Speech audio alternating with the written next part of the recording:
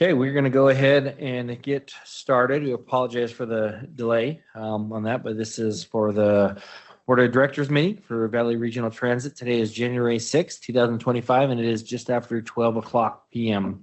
So I'd like to welcome everybody, and we'll start this meeting with the calling of the roll. Elaine, I'll turn that over to you. Thank you, Mr. Chairman. Jason, could I have you put up the participant list so I can see who's online? First person, Commissioner Tom Daly.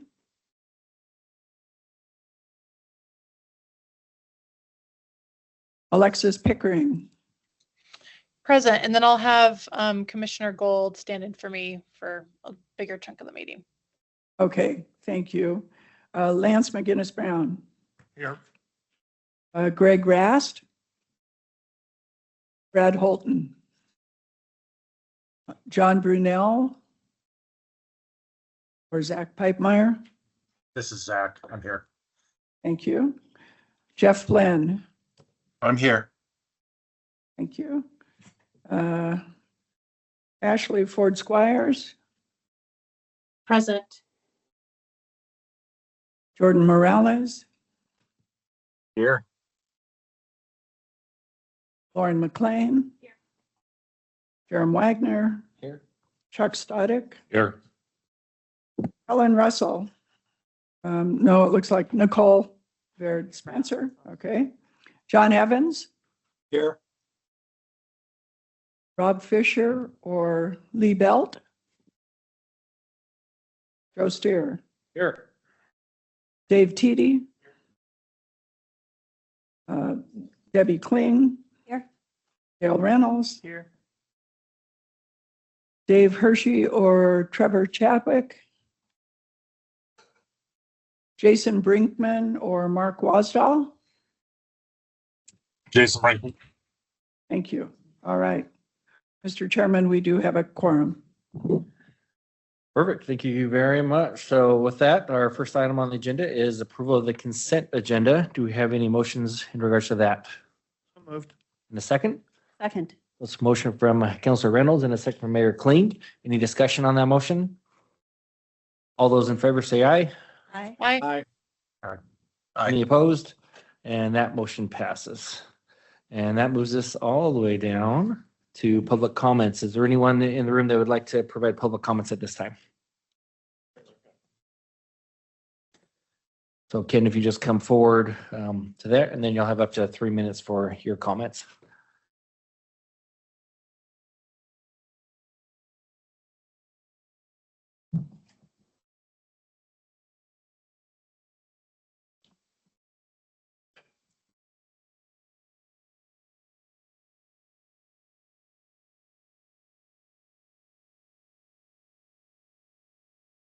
Mr. Chairman, members of the board, my name is Ken Kajan, resident of Boise City. First, I'd like to bring your attention to pages 79 through 96 of your packet that deals with the fare policy. In going through that, I noticed that one of the goals is 16% to 20% for regular service for recovery, fare box recovery, and for regional, it's 25 to 30%. This is in the proposed policy. Just point out that the current revenue is well below that, somewhere in the 8 to 10% the last time I looked. So that's something we might want to consider about how to bring that fare box recovery ratio up. The next item, switching gears here, the quarterly performance report starts on page 123. There's been a lot of discussion about rail, and I'd like to suggest that you turn your attention from rail to the bus system, which seems to be failing miserably. I say that because the entire system, based on your most current year numbers, is less than it was in 1981, so 40 some odd years ago. Population is obviously a lot higher than it was back then, and the ridership is still down. Boise City alone is less than 1981. Population in Boise has basically doubled since then. We've poured $10 million a year into it. What are we seeing for that? 10 years ago, if we don't want to go back to 1981, let's just go back to about 10 years ago. We're seeing ridership levels, they're about 10 years ago. Any way you cut it, the bus system is failing. So let's turn our attention to getting the bus system up and functioning. The on-time performance is somewhere in the 60%, high 60%. I find that absolutely unacceptable. It should be in the high 80s to 90%. And you have more frequent hours, more hours, more frequency on the routes. Ridership continues to fail. So please start taking a more critical look at the bus system, the entire system, not just Boise City, but Canyon County system. Start getting those numbers up, getting the taxpayer subsidy down. That concludes my comments. I'm prepared to stand for any questions. Thank you. Thank you, Ken. Appreciate that. Any questions? Okay, thank you so much. Is there anyone online that would like to provide public comment? Mr. Chair, Yes. I just wanted to take a second to, I've congratulated Elaine personally, but I would ask the board to join me in congratulating her on her new appointment. She's getting sworn in today. It's very exciting, and it's really quite an honor to know you. You're really famous. Yes, congratulations. So very excited for that. So that is that appointment to the Amtrak board on that. So I just hope I don't end up infamous. okay, that moves us into item number 5, a public hearing. So this is an action item for the FY 2025 budget amendment in Cameron.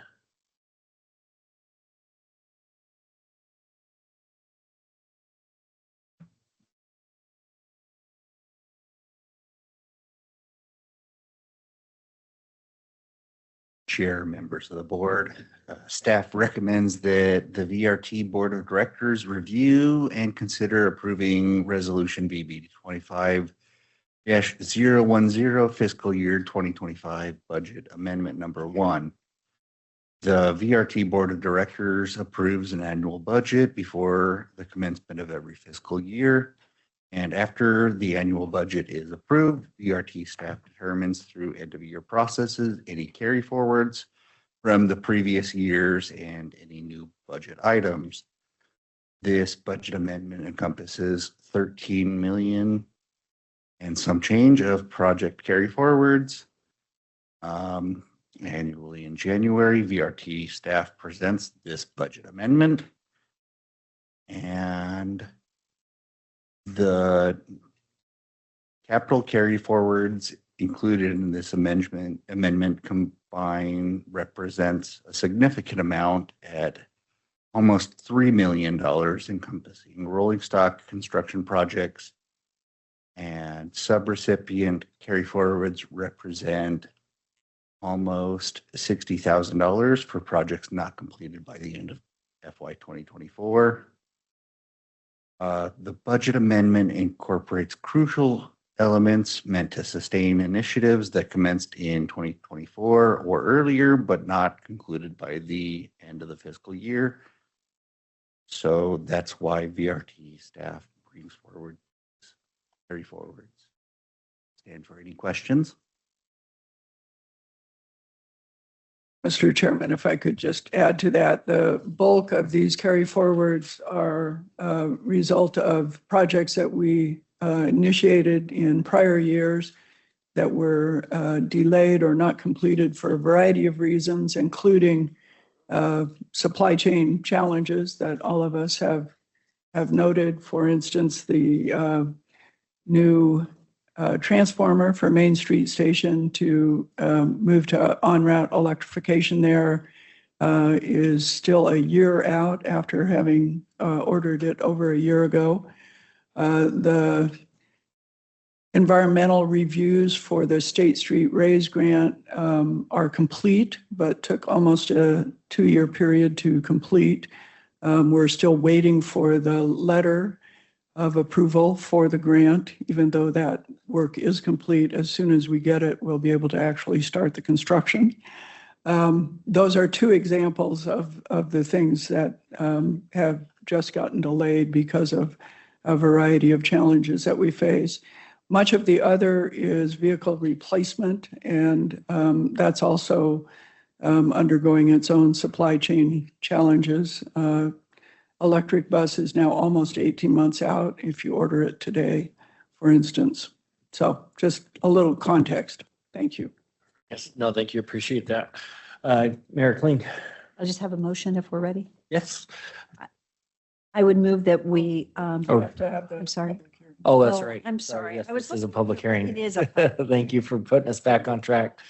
So we'll put that on pause for now, but yes, so this is a public hearing as mentioned. So with that, we would move into that portion of the public hearing. And is there a sign-in sheet or do we just open it up? Okay, very good. So nobody has signed in. Is there anybody present in the room that'd like to speak this matter? And if not, is there anybody online that would like to address this item? Okay, so with that, then I guess we stand for a motion to close the public testimony portion of this hearing, or do we not need to do that here? I would I'm do. just used to way doing it. close. Yeah, still moved. In a second, Closed. so that's a motion from Mayor Clean, a second from Councilor Reynolds to close the public testimony portion of this, just in case we need to do that. All those in favor say aye. Aye. Any opposed? And that motion passes. And so with that, that would move us into discussion or motions. If there's no discussion, I'd like to move that we approve resolution VBD 25-010, approving the fiscal year 2025 budget amendment number 1. So we have a motion from Mayor Kling and a second from Mayor McLean for approval of the budget amendment for 2025. Any discussion on that motion? Okay, with that, all those in favor say aye. Aye. Any opposed? And that motion passes unanimously. And with that, it moves us into our next item on the agenda, which is in regards to the nominations for the new positions. Thank you, Mr. Chairman. So on page 162 of your packet, you have a memo that outlines that this is the time of year that we elect new members to the executive committee, executive board. In the case of this year, there's only one opening on that board. Typically, we attempt to balance the officer positions between Ada and Canyon County, but a couple of years ago, we got off sync on that as one of our members was scheduled to be chair of both Compass and VRT in the same year. And so we flipped the order of that so that that didn't happen. So what we're presenting to you today is a continuation on the executive committee of all of the members except for the secretary treasurer position, which we are recommending that City Council member Jordan Morales from the city of Boise be moved into that Secretary of Treasurer position. As I noted, although it's off sync now, we'll work to get back on sync next year. Very good. Thank you so much. So with that, is there any discussion that is before you in regards to those nominations with Mayor McLean becoming the chair? And Alexis Pickering, the chair-elect, and Dale Reynolds, the vice chair, and then as mentioned, Jordan Morales for the secretary treasurer. Is there any discussion in this matter or any motions? I would move that we move forward with the designations as recommended. Very good. Do we have a second? That's a motion from Mayor Kling and a second from Councilor Reynolds. Any discussion on that motion? Thank you all for your willingness to serve. It's greatly appreciated. Thank you. It's our pleasure. Any other discussion? All those in favor say aye. Aye. Any opposed? And that motion passes. So before I hand over the imaginary gavel to Mayor McLean, I just want to say my appreciation for support this year and working with Elaine. It's been really, truly a privilege to do that. I've known her for many years. As mentioned earlier today with that great nomination to the board of Amtrak on that, but it truly has been a pleasure and excited for Mayor McLean, and we'll be in great hands with her and excited for her leadership as well in that regard. So with that, I will pass it over to her.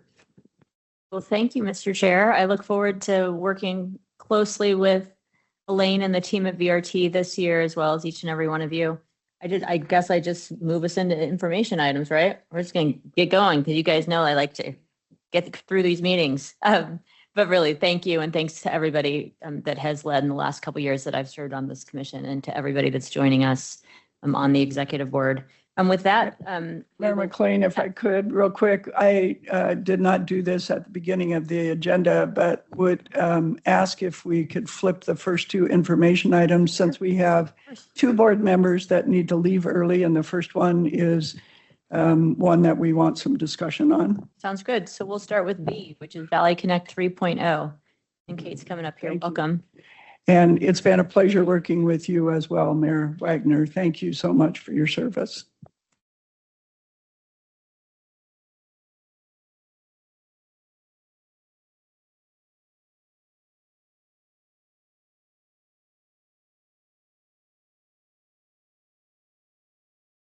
Good afternoon. Valley Connect 3.0. I'm going to give you guys an update of where we are at. This is an information item just to provide you the most up-to-date information as the plan's being developed. So far, we started this process with the consultant about 6 months ago with the target date of basically developing the peer comparison, the vision, goals, and scenarios for January in order to provide educational items to the state legislature. So this will be a review of what we have developed so far.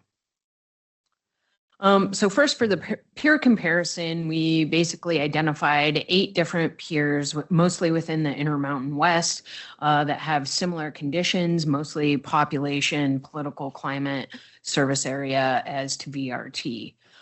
This basically allows us to see how VRT's services fit within our peers, how we compare from a capital spending scenario, service area scenario, and how we're funded. We will have some more items on this, but for now, we're going to present the peer spending. So first of all, so we have, as you can see here, the 8 different other agencies within the Intermountain West, as well as the service area populations and the per capita spending. You can see, of course, the Valley Regional Transit is by far the lowest, with the city of Albuquerque not too far behind or above us.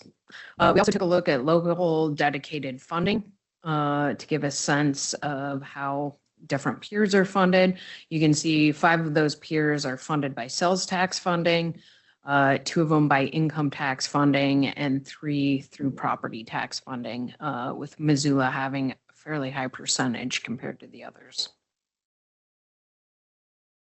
As far as the vision, we took a look at the plan and updated our vision to include Valley Regional Transit envisions a region with comprehensive transit choices designed to grow the regional economy and meet the needs of citizens and businesses by supporting livable, healthy, and sustainable communities with robust transportation options.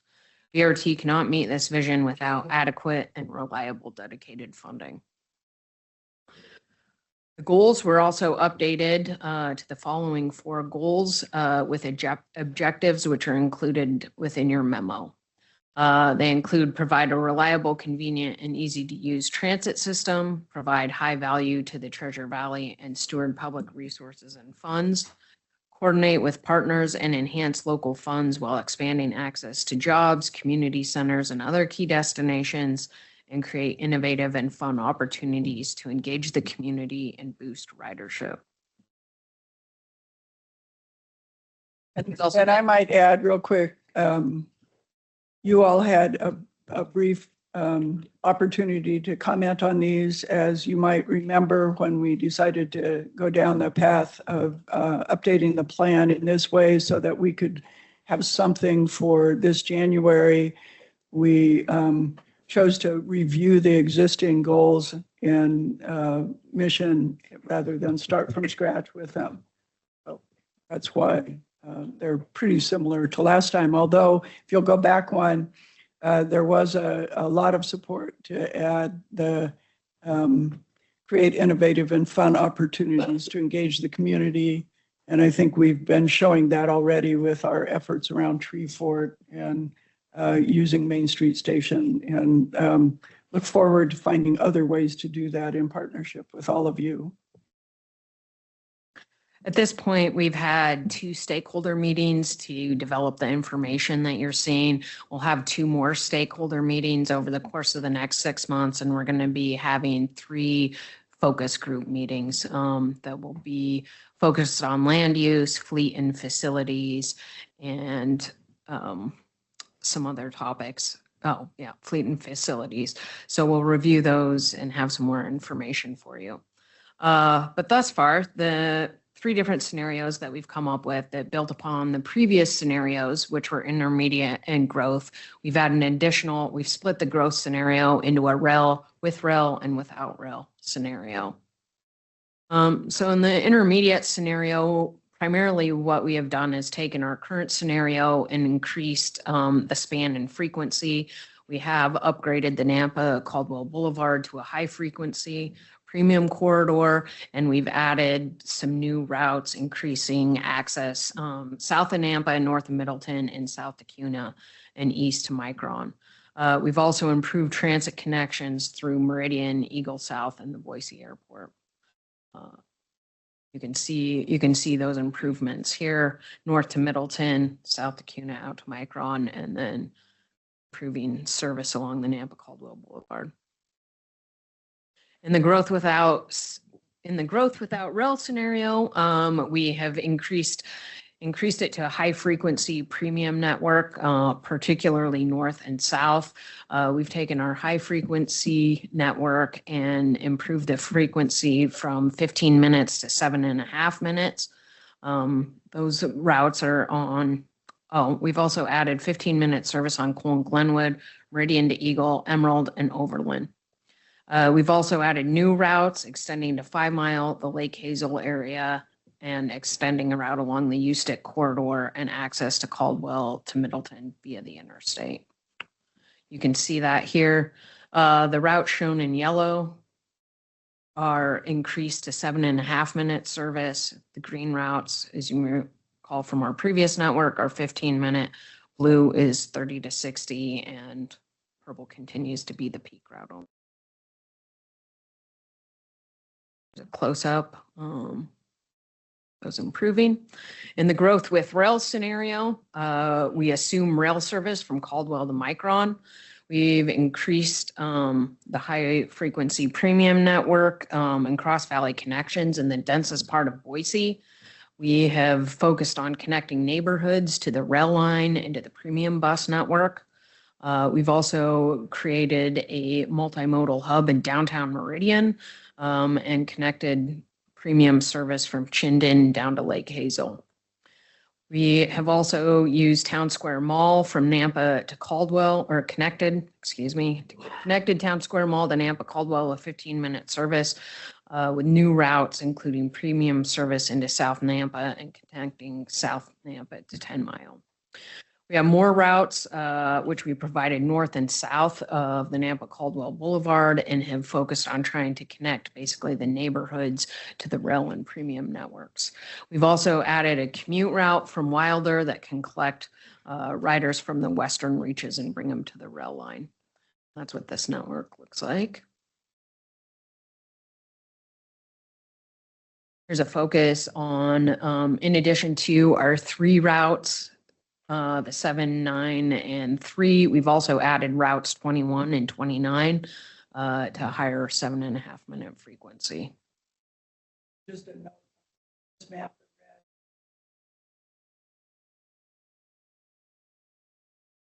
The red is the rail, and the buses are the same as on the other.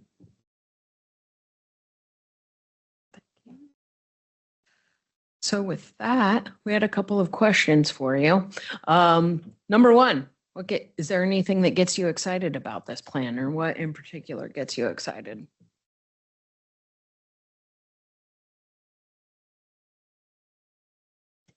This is Mayor Debbie.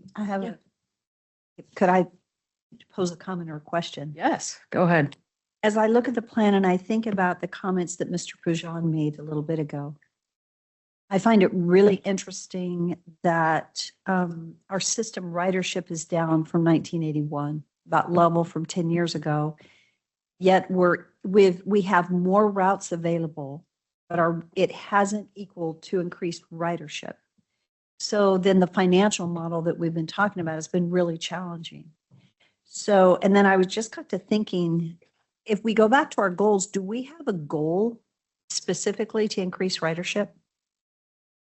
We don't have it as a goal, but it's under objectives and it will be under strategies. It will be under strategies. Okay. I'm just thinking I find that really interesting. So I'm pondering that as I'm looking at this, thinking about really ultimately, what does our community want? And how do we increase ridership?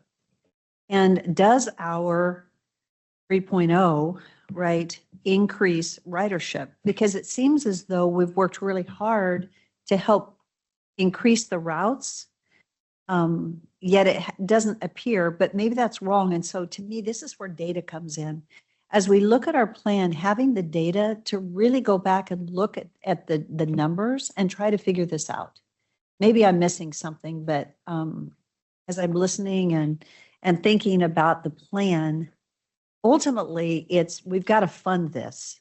We want to provide a service, right, to our citizens, but somewhere I find it interesting, the challenge that we're facing with ridership, but maybe I'm missing something. Well, I mean, what we've talked about in the different scenarios primarily is increasing service. And the more convenient we make it for people, that will increase the ridership. And so that's what the focus has been and why really the network isn't growing all that much. But when you look at the service hours are increasing because we're expanding the frequency and the span. So rather than just the 15 minutes, we're going to the 7.5 minutes. Some of the routes that are at 60 are going to 30. Some of the hours are being expanded from, say, 9 p.m. to midnight, as well as capturing the weekends when we know a lot more folks would be able to ride. Follow up? So I guess the question is, how are we going to track to see if it worked?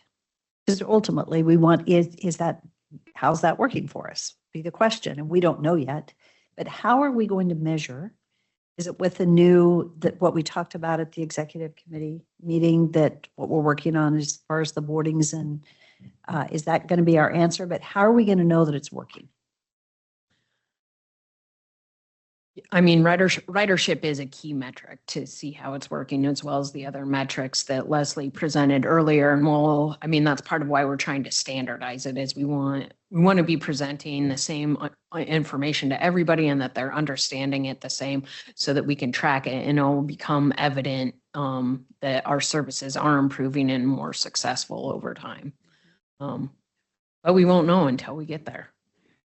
Mayor Kling, if I could interject, I agree with you. Ridership is the ultimate goal. And what we've done in looking at pure systems is looking at ones that frankly have higher ridership per capita than we do, and trying to discern what is it that drives that ridership.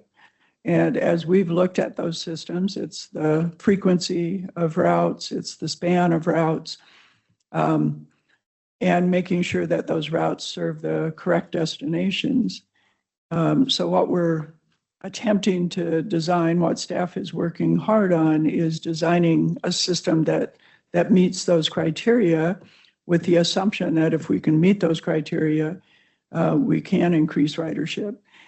The city of Spokane, prior to the pandemic, a region exactly the same size as this region, had almost 10 million riders a year, nearly 8 times what we have. And no surprise, they spend a fair amount more than we do and have a lot more revenue hours of service per capita than we do. And frankly, my own goal would be that we should be able to match that. Eugene and Reno are regions that are about half the size as our region, and they're moving 5 million people a year. Again, with many more revenue hours than per capita than we are. So certainly, I think Kate's right. There's no guarantee that if you do those things, ridership will magically increase. But I think, in fact, if it becomes convenient and attractive to use transit rather than drive everywhere, that we will see an increase in ridership, just like those other regions have. Could I do a follow-up? So a quick question. So when we're looking at the other cities, Reno or Spokane, I'm not familiar. So maybe they are true good comparison models, but are they actually, do they have the like Canyon County that has, if you look at the metro area, are they servicing it the same? Is it truly a comparable city, or are we doing it just based on the population numbers? Because ours is that you've got the city of Boise and its population that's more ready for transit, and then you've got Canyon County that's less ready for transit. And so I just am curious if the models that we're using as comparisons have a similar model to what we're dealing with in this Valley Regional Transit area. The peers are the most similar in the sense that, yes, the geographic area is similar, the population is similar, the politics might be similar in some cases. As far as like the spread of population density, I mean, that varies in some of those other communities as well, with some of the transit services more focused where it's denser as it is in this particular service area. Which leads me to a big component of this plan that we haven't had in the previous plan is we do want to add a land use chapter that is going to have some transit-oriented development, just basic recommendations. And these are a lot of recommendations that, for example, the city of Boise has already adopted and started to do infill development along our transit routes. We'd like to open up and continue to have that conversation with our other partners. A lot of these routes are in the same place that they have been for decades. They're going to continue to be in the same place, and there's the opportunity to add just nodes of higher density development that will help build that ridership. For Canyon County side, of course, we're working on the Nampa Caldwell Boulevard study right now that's talking about that particular thing and trying to identify those intersections where there is that opportunity. With City of Caldwell, they're updating their comprehensive plan. There's been some public feedback during that process, and we've been able to participate in there that there's opportunities for nodes within City of Caldwell. We'd like to continue that conversation with Meridian and CUNA and Eagle and the other partners and see that will help build the ridership. And that's not something, of course, that VRT can directly control. But if we're all going to make it successful and see the ridership, that's something we'll all have to commit to in some way or another. Thank you. And thank you for your work. Good job. Thank you. Madam Chair. So just some kind of following along with Mayor Kling and that information that was provided earlier, some questions, the thoughts that I had as we're looking at these numbers was, and I think, it was hit on the head that we want to make sure that obviously we're spending wisely, that we can get those increases. We really hadn't seen any increases in the ridership over the last several decades compared to our population, which has obviously increased significantly. Has there been any thought given of obviously these comparisons, and I appreciate the thought about making sure it's not just population, but also, the way the cities are laid out and things of that nature, but also looking at some of these cities that are similar to us and comparing their growth. Have they flatlined as well the last 30 or 40 years, or have they seen, growth up and down on that? And then comparing, okay, they grew this much from, 1990 to 2010, they increased this much percentage. And how did they do that? What did they implement? And then I think that way could also help to see, was it truly just the funding, or was there other things that really helped to get their ridership up that 10 or 20%? If you have 2010 to 2015 ridership increased 20% and the money put into it increased 20%, that's a pretty good comparison. And especially if there's multiple areas that saw the same increase of the money put into the increase of ridership, but also looking to try to learn from these other areas of how did they increase their ridership? What else did they do besides that? Was there other creative ideas that they came up with that we could kind of steal their good ideas to implement here to try to get that ridership going. Because I agree, we need to increase the ridership to show that, I believe that, public transportation is important. It opens up avenues and doors to people that couldn't have gone to the grocery store, gone to, their medical appointment, whatever it is. So I think it is a crucial part of our society, but also making sure, again, we're using those taxpayer dollars wisely and implementing, investing in the best ways possible to increase those riderships, learning from other agencies, what was good for them, what was bad, and then avoiding the bad, obviously, and focusing on the good. Thanks. That's a great point. We had not looked at what their basically what their growth pattern looked like. So we can take a look at that and see what insights we can gain. Well, looks like we're ready to go on to the next question. Is there anything else you see missing? If anybody'd like to build on Mayor Wagner's comments. Mr. Chair, I'd just like to make a comment that I think Mayor Kling hit the nail on the head. It's what the communities want. And when you get out to the rural areas like Caldwell, there's probably not as much as demand, to support the cost of that. But I think that is a viable point and very important point, because as city leaders and servants, we also look at how do we spend the taxpayers' money wisely. Also, safety obviously is number one. It should be, and then the services that we supply for them. So that was a good point, Mayor. Thank you. Thanks. Final question. I'd like to actually mention one thing that isn't part of the plan per se right now, but that we've been thinking about, and ask all of you if you think we think it's a potential wave of the future on the edges of the region. So if we do go to this more frequent system in the higher capacity corridors, how do you serve the edges of the region, or do you? And there's a move afoot across the country that we're investigating. We're actually having meetings with our data provider about this to what they call commingle all of our on-demand services. So right now we have 3 specifically different on-demand services. We have Beyond Access for older adults and persons with disabilities. We have paratransit or access service for people who qualify within a certain distance of a fixed route. And then we have the on-demand service in Napa Caldwell. Previously, we had one in the Eagle area. Commingling those offers the opportunity to get more vehicles available to more people more often. And so one of the things that I've been envisioning as we go toward this is that we have that core system that's, higher frequency, higher expansive service, and that rather than doing long distance other routes around the region, that we try to connect people to that core system in as many ways as we can. And on-demand would be one of those. And even the smaller bus routes on the edges might not go the same distances that they do today. Often we have fixed route services that travel a long distance but don't serve a lot of high density places. Rather, they might connect to that higher density network. Wondered if that's a strategy that you'd like us to explore maybe a little more deeply. Follow up? Absolutely. I think that is a great idea, and thank you.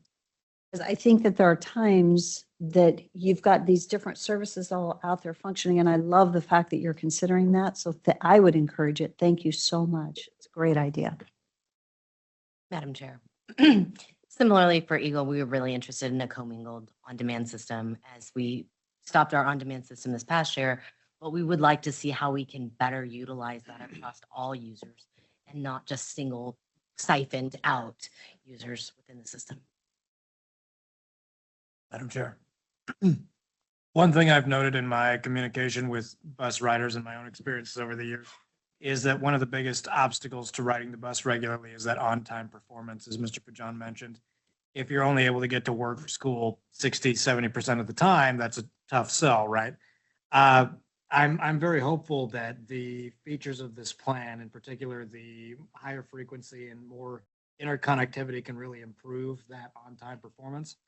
But I think if you make that more explicit in your communication, specifically say, this is how we've improved on-time performance, that might help in bringing some of those folks who are a little bit wary of transportation back into the system.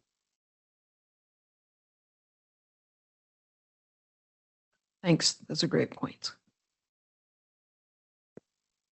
Madam Chair, if I may, I want to reiterate a couple points that have come up. First of all, I think it's great that we're interested in ways that we can improve the system and looking at where other areas, what they're doing. And I wanted to reiterate the fact that that's also at the core of what we're doing with Valley Connect 3.0. We are looking at those other jurisdictions that have similar things, and we're learning from them. And one of the things that we learn is where you provide service, people respond in kind. And I want to push back on a couple of other points, particularly in Canyon County. It's not like we've seen an increase in ridership. Not like we've seen an increase in service in Canyon County over the last 20 years. So I feel like there's been a bit of a narrative that we've increased service and ridership hasn't come along. While that might be true somewhat system-wide, that certainly is not the case in Canyon County. We have not seen an increase in service in Canyon County. Also, we have, and to build on some of the things that that Elaine was saying, we are happy to work with all of our partners to find the right solution. And that's something that you've seen in Canyon County, where we shift from fixed route to on-demand and are trying to find the right solutions there. And that goes beyond just what we're doing on the service side. We're also talking on the land use side, which is the piece that Kate mentioned with the Napa-Caldwell Boulevard study. So there's absolutely a connection between where development is happening and where services are, and we're trying to bring those together to make the system like Valley Connect 3.0 work. There's been a lot said about how the region has grown a bunch, but we haven't seen a change in ridership. If you look at where the region has grown compared to where the routes are, most of the growth that's happened in the region is not on existing routes, and we can't expect people that don't have access to service to be able to use the service. So we've got to be careful when we think about, hey, we should be seeing growth when we see ridership, when there's no investment in the system network to respond to that ridership. There actually is zero financial capacity for Valley Regional Transit to respond to any growth. You could have a 10-story building, put it anywhere in the valley, and that does nothing to change VRT's financial standing in being able to respond to that growth. So all of our planning is in cooperation, has to be in cooperation with the local jurisdictions, which is one of the things that we're trying to do more with Valley Connect and identifying these corridors. There's also been comments about, following what the public want. And the public want to be able to get where they need to go. When we ask people, how do they want to, do you want more public transportation? When we asked that for a number of years going into the pandemic, and it was 70% of the people in the Treasure Valley wanted to see more public transportation services. So we are trying to provide that service. We believe that when we provide that service in conjunction with development, it will happen. And when we have provided that service, even recently, there's been comments about how, we're not where we were in 1980. And it's not like we've been on a steady decline since 1980. There's been ups and downs, and most recently we're coming back up, and we have seen, we were coming up and then the pandemic happened, and now we're coming back up again. And where we have made investments in higher frequency services, we have seen ridership growth. So it's not like we don't know what the solutions are. We are learning from our partners, and we're trying to put those in place. And that's really why we're excited about this Valley Connect plan, is because we know that it's going to take coordination between where land use happens, where service is provided, and we have to be able to rely on those two things together. So partners like Compass is really important when we say, how is the region going to accommodate the growth that's happening? These are the questions that the public are asking. They're saying, we're feeling the pressure, both of the cost and the congestion of development, and there's no alternatives. And so what we're trying to do with Valley Connect is show where can they rely on transit to help lower those costs and get to the places that they need to go. And our experience has been, and what we see across the country, is people will use services when they work. Finally, the last point, about on-time performance and the reliability of service.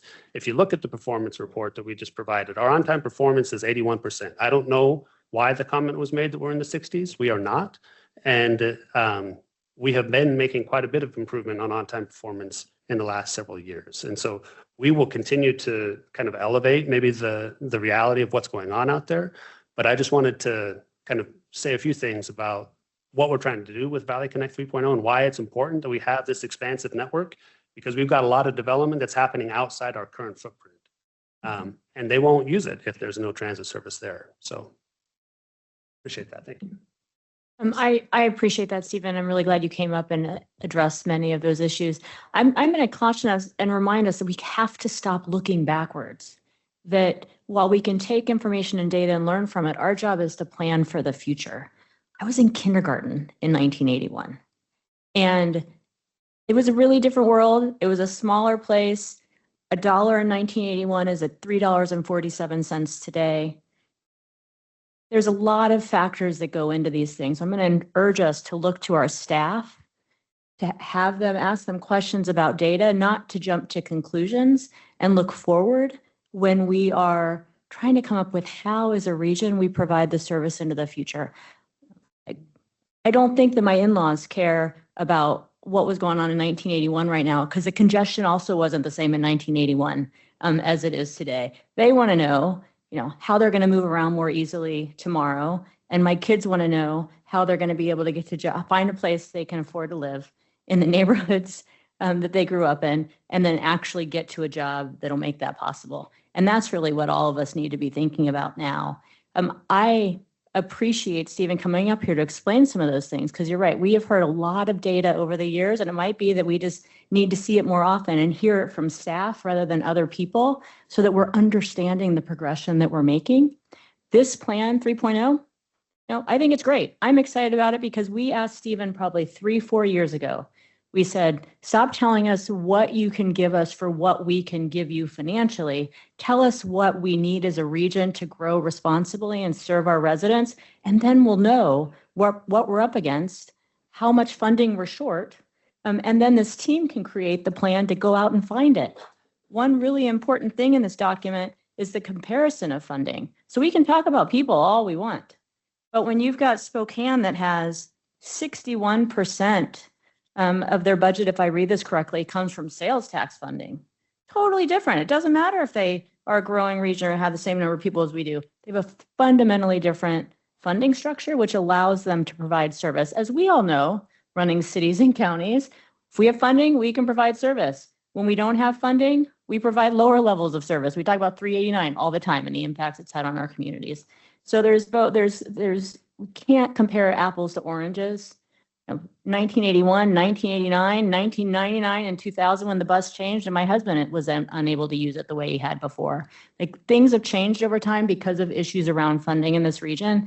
But this plan sets us up to understand, what the best scenario could be, which would be rail and transit fully formed in this region. It's not today. Say it's 30 years from now, 30 years from now. If we're not thinking about it now, then 40 years from now, everybody's going to be in worse shape than they are right now and trying to do the same thing. There's the mid scenario, which is, we're not ever going to be able to do all the things, but hopefully we won't just do the minimum things. And so there's the mid scenario, and then there's that lower scenario. I think this sets us up well and sets the team up well to be able to provide us with the information we need to help support this team in seeking the funding that they need to then deliver on this, and also to be ready for the next window of opportunity for federal funding, because we weren't ready in this last cycle. And having plans like this in place, boots on the ground, advocating locally and at the state level for funding, and a board that's willing to support that also prepares us to be able to take advantages when the windows open for short periods of time to grow the system with dollars that aren't coming from our own cities. So I really appreciate the work that you've done.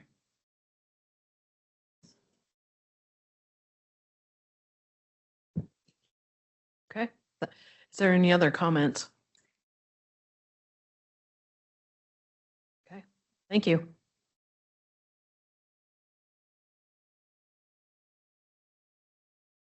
And now we're going to move back to A, correct? So we're going to talk about the Compass Regional Safety Action Plan.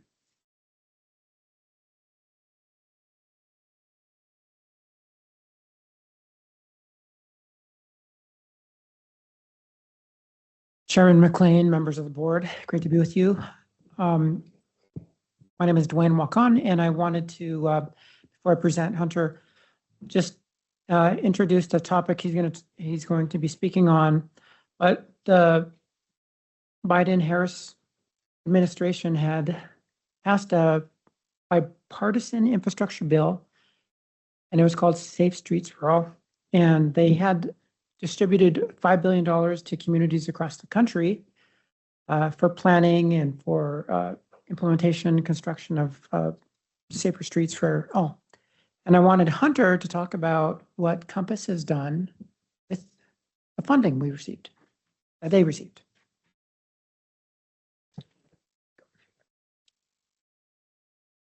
Madam Chair, Board, thank you for having me this afternoon.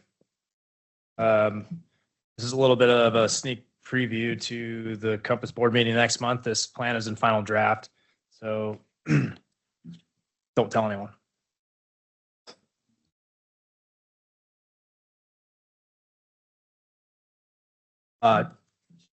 Today, I'll just highlight a few of our regional transportation safety trends. Then I'll talk about the program that Dwayne mentioned, Safe Streets and Roads for All program, where this plan was funded from and where there's still opportunities as it stands. And then I'll get into some of the details of what's in the action plan and then how VRT can be a partner to support implementation of what's in there. So how many of you have seen some of these headlines? I think I see about one or two a week. Last year, almost 40,000 Americans were killed in traffic accidents. And it's one of the leading causes of death for people under the age of 54 in this country. It's an interesting stat. We have double the traffic rate of fatalities when compared to over 24 other developed countries. So we've made progress over the last few decades, but it's really stalled out, I'd say, in the last decade, and there's been some alarming trends coming out of the pandemic. Last year was a particularly bad year for Idaho and also for our region. We saw 61 people die in 2023 on our roadways in Ada and Canyon counties. It's higher than our 5-year rolling average of around 48. We also saw more bicyclists and pedestrians involved in serious and fatal injuries last year and compared to our 5-year average. So in response to some of these disturbing trends, the U.S. Department of Transportation and Federal Highways Administration developed the Safe Streets and Roads for All federal grant funding opportunity, set aside about $5 billion, so $1 billion a year through 2026. So there's still 2 more years of funding available in this program. There's 3 different types of awards: a planning award, demonstration awards where it's to test different safety countermeasures, and then implementation funds to do infrastructure projects. So in 2023, Compass was awarded a planning grant to do the Regional Safety Action Plan. And per the rules of this program, an agency must have a safety plan that meets the requirements of this program to pursue implementation funding. So Compass was in the unique position where many of our partner agencies didn't have a plan that met the requirements of this program. So we stepped in, and by completing this plan, Compass and its member agencies will be eligible for the implementation funding. We are also recently awarded another planning grant this last cycle, and NAMPA has also been awarded 2 different Safe Streets and Roads for All grants. One of them's underway and one of them was just awarded. So we kicked off the planning cycle in October 2023. We set out to meet the requirements of the Safe Streets and Roads for All program. We wanted a plan that checked all the boxes and also, was really effective. So they developed the requirements around other planning efforts they saw around the country and really where they saw good planning efforts and made those the requirements of the program. So essentially, we set out to establish a vision for safety, transportation safety in our region. Stakeholder collaboration and public outreach was a big part of our plan. We had over 40 staff members from several dozen or over a dozen of our member agencies and land use jurisdictions and transportation agencies participate. We reached out to the public and heard over 400 responses to a survey there. We did a deep dive into what are the practices in place and what are our peers doing? What are some of the best practices we can wrap into our planning processes in the region? We did a data-driven safety analysis to identify high crash locations and high risk locations and crash trends. We developed a toolkit of safety countermeasures to mitigate those risks or those trends that we're seeing. And then we developed a roadmap or an implementation strategy of how do we move this vision forward. That also includes projects for each of our member agencies. We really set them up to go for those implementation funds as we approve and adopt this plan. So the vision of the plan is to commit to eliminate fatalities and serious injuries on our roadways. We realize this is a really ambitious vision, but we felt through our stakeholders and the public that this is the right vision. No one should die or have life-altering consequences from these types of incidents on our roadways. We recognize that significant amount of time and a concerted effort will be required to reach this goal. So that's why we set an aggressive target of reducing serious and fatal injuries by 50% by the year 2055. The guiding principles of the plan come from the safe systems approach. It's a FHWA guidance that was developed when they looked to other developed countries and where they've made significant progress on reducing fatal and serious injury crashes on our roadway. It's really a mind shift in a few ways that being more proactive, not reactive in our approach. Humans are vulnerable. Humans will make mistakes. It focuses more on targeting those fatal and serious injury accidents rather than preventing all crashes. So some of the things or some of the guidance and principles are safer roads, so safer road design, safer speeds, safer vehicles, post-crash care, and then safer human behaviors, which we know that one can be challenging. This plan really helped us answer a few difficult transportation planning, safety planning questions we had. How and where should we prioritize our safety improvements? So we did a deep dive analysis of fatal and serious injury crashes from 2018 to 2022 to really identify where do we have those high risk locations? What were the roadway characteristics there? Where else do these conditions exist on our roadways? Where should we focus and target our investments and our efforts? It also helped us look at the different crash types that we're seeing on the roadways and develop some emphasis areas for our plan. So those are vulnerable road users. We saw that although they make up a small percentage of our crashes, they most often resulted in a serious or fatal result. Intersection crashes, roadway departures, seatbelt use, and unfortunately impaired driving, where we saw still over 20% of those types of crashes involved drugs or alcohol. The plan helps answer what strategies should we use. So looking at those emphasis areas, we identified a toolbox of countermeasures. How do we address those emphasis areas? They really range from really low effort systemic type treatments of signage and striping, speed monitoring, all the way to really targeted big capital projects like roundabouts, protected bike lanes, pedestrian hybrid beacons, protected intersections, et cetera. And there's also some recommendations on how we can improve our planning and programming processes. And we also, again, took that crash analysis, these tools, and built projects that we really are almost grant ready to go for this implementation piece. The final part is how do we get this all done? So there's it's called an action plan. There's a list of actions. This plan identifies those near-term actions we need to take to move the needle on this vision.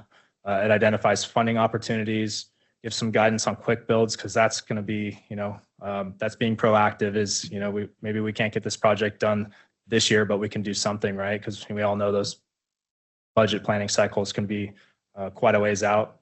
And then again, those priority projects. So really loading the hopper and trying to get ready to go and pursue some outside dollars to get these projects done in here.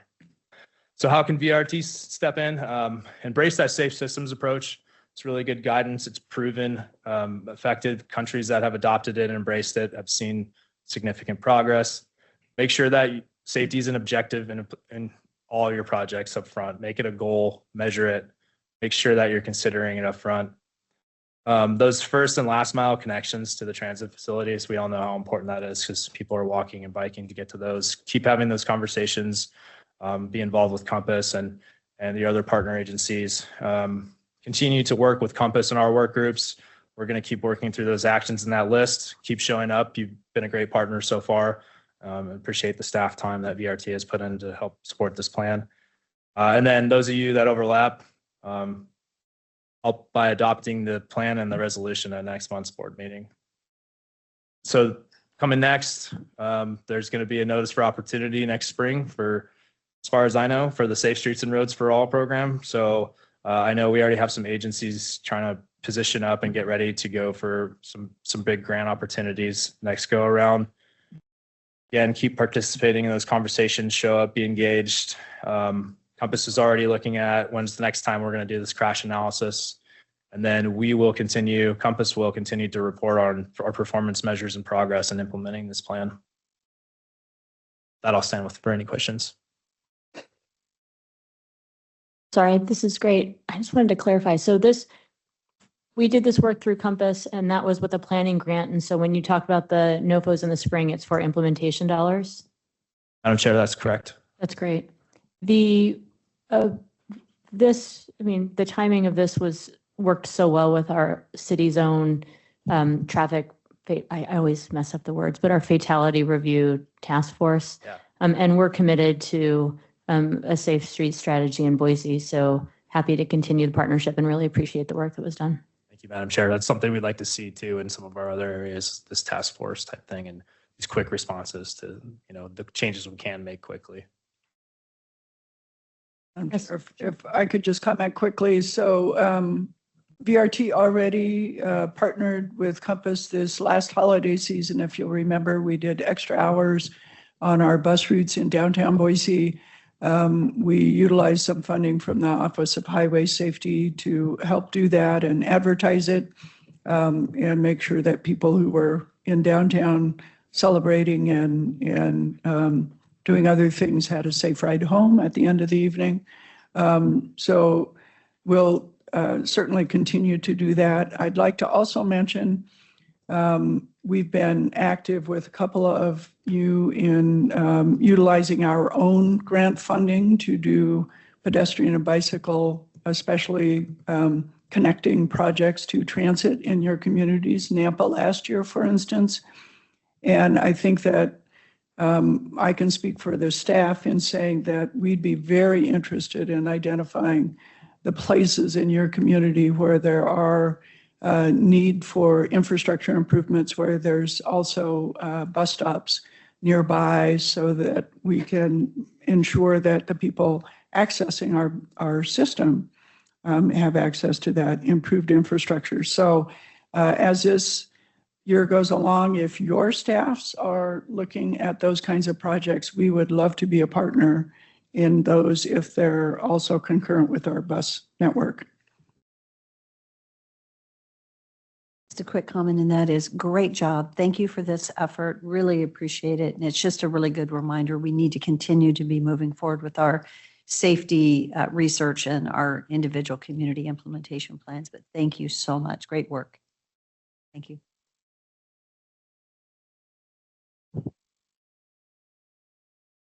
Thank you both.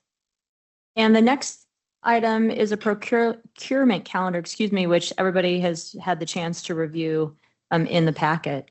Do we have department reports also for review? So the department reports are also in the packet. If anyone has any questions about those, you're certainly welcome to ask them, but otherwise you can just review the packet. And no executive session? I'll take a motion to adjourn. All in favor? Aye. Opposed? Aye. We are adjourned. Thanks, everybody.